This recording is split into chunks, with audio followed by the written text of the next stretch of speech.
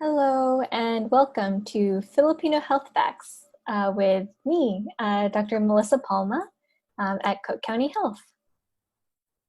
So the first question we have up today is, what proportion of US healthcare workers are Filipino? Is it A, 1%, B, 7%, C, 15%, or D, 22%? And I know a lot of you have a lot of ates or kuyas or titos who might be in the nursing or healthcare field, but what proportion of US healthcare workers are Filipino? So the answer is B, 7%. Although Filipinos make up about 1% of the US population and around 7% of the US healthcare workforce. So there's about 500,000 Filipino healthcare workers in the US. So thanks to our healthcare heroes. Maraming salamat po. All right, next question. What problem is not more common in Filipinos than in white or Caucasian people?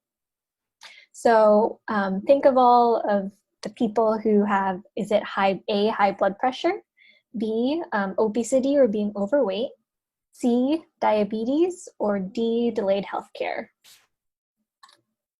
All right, we'll give you a little bit to think about it, but the next up is, the answer is D, delayed healthcare.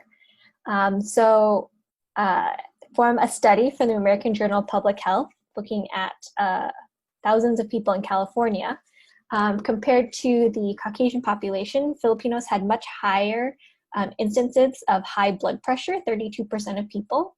Around 73% of people were either obese or overweight, so that means their BMI or their ratio of how much they weigh versus how tall they are, and this can be a marker for other diseases. And around 13% of people who were Filipino in California in this study had diabetes.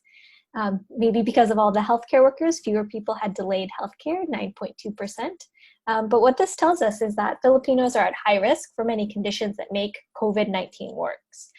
So high blood pressure, obesity, overweight, and diabetes are pretty common in the community. All right, next up. Which group is most likely to live in multi-generational homes? Is that group A, white or Caucasian Americans, B, Asian Americans, C, Hispanic or Latinx Americans, or is it D, Black and African Americans? So which group is more likely to live in multi-generational homes? And the answer here is B, Asian Americans. So a study from the Pew Research Center found that around 29% of Asian Americans live in multi-generational homes. That makes sense, right?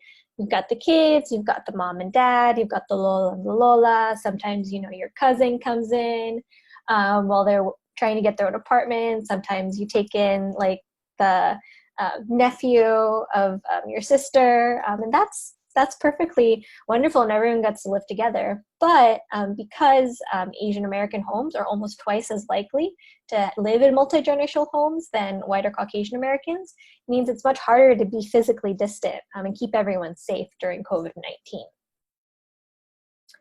So some strategies around that could be if you have different floors, making sure one person has their own bathroom, keeping sheets and dishes separate for a person who might be sick with COVID or might be working in a hospital, because a lot of people do work in the hospital. So those are just some things to keep in mind. All right, next health fact. What parts are important when washing or sanitizing your hands? So is it important to wash between your fingers, around your thumbs, under the fingernails, or all of the above? And the answer is all of the above. And so washing or sanitizing your hands for over 20 seconds can help stop the spread of COVID-19. And we have a little demonstration here from the World Health Organization when you're using your hand sanitizer, washing it really, really well all over, getting in between your fingers, rubbing one side of the hand, rubbing the other side of the hand, also making sure to get in between the underneath the fingernails, and also don't forget the thumbs all together. So 20 seconds, wash your hands.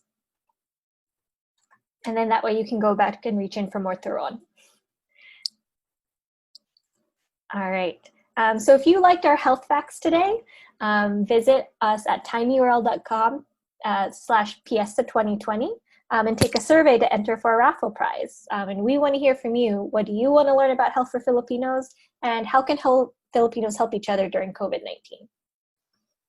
All right, maraming salamat po.